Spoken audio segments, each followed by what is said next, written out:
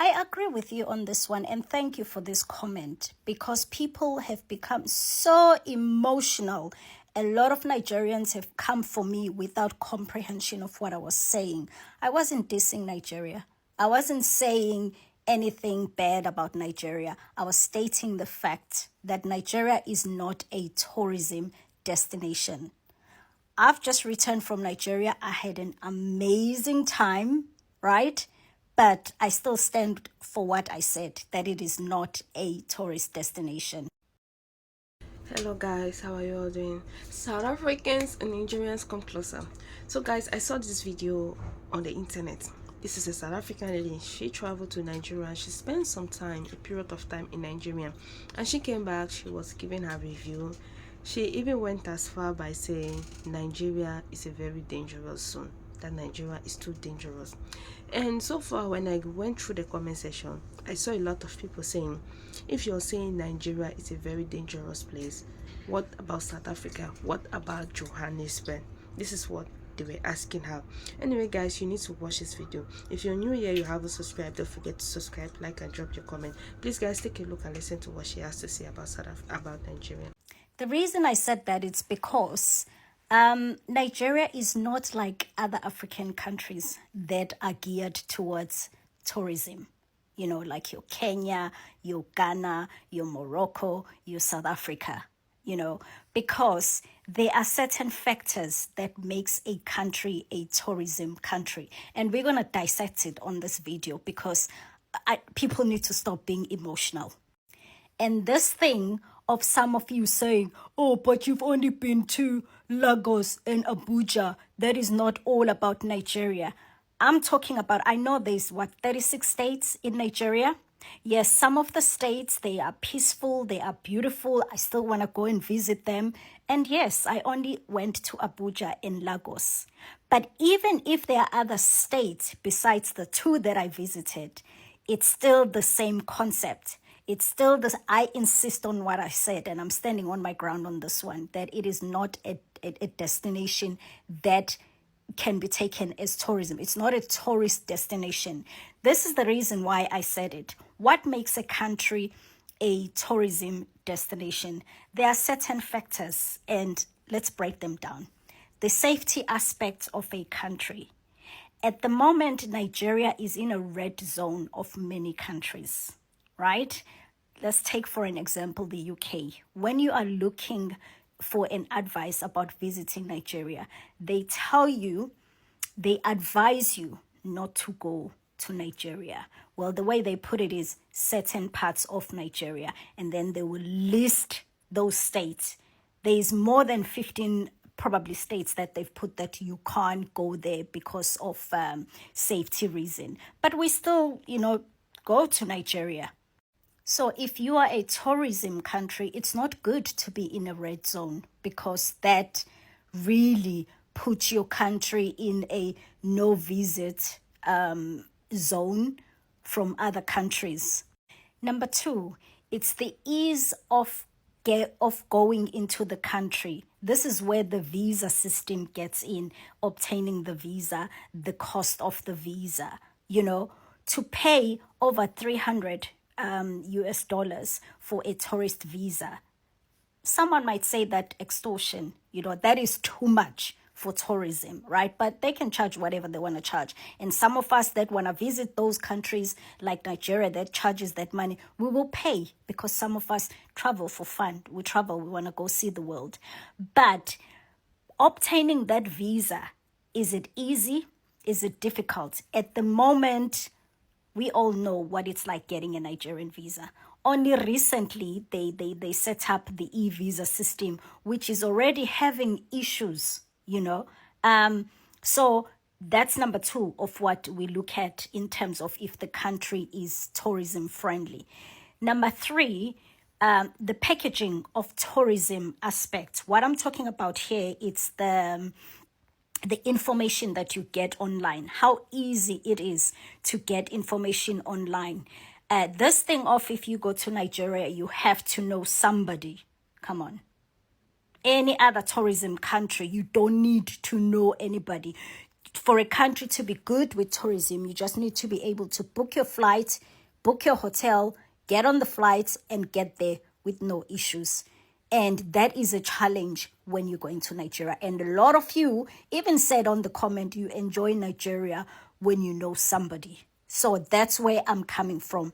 But also, in terms of the curated packages that you can get in a tourist country, you can't get that in Nigeria. Take a country like Kenya, right? Kenya, you can go online and look at different safaris packages that you can get. You can book them. You can curate your holiday how you want it.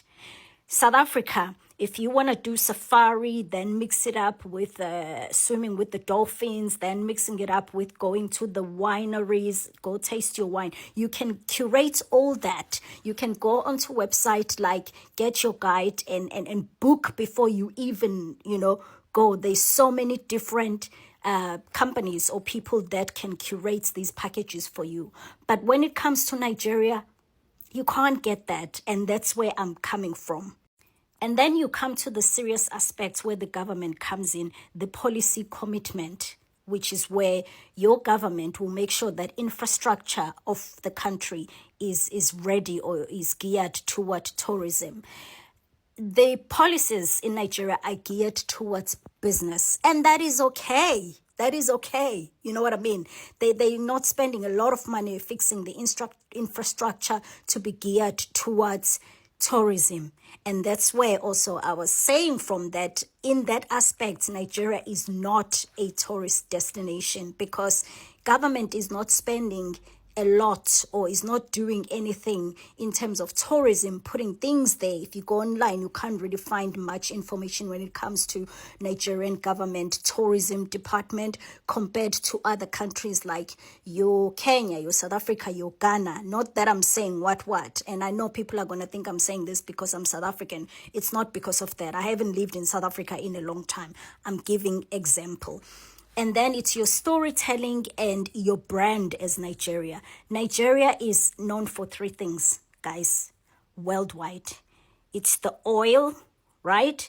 It's the music, Afrobeat, and your film Nollywood. If there's more things that you'll find online if you're doing research as a tourist who wants to go to Nigeria, those are the brand, that's the brand identity, the storytelling that we get to see.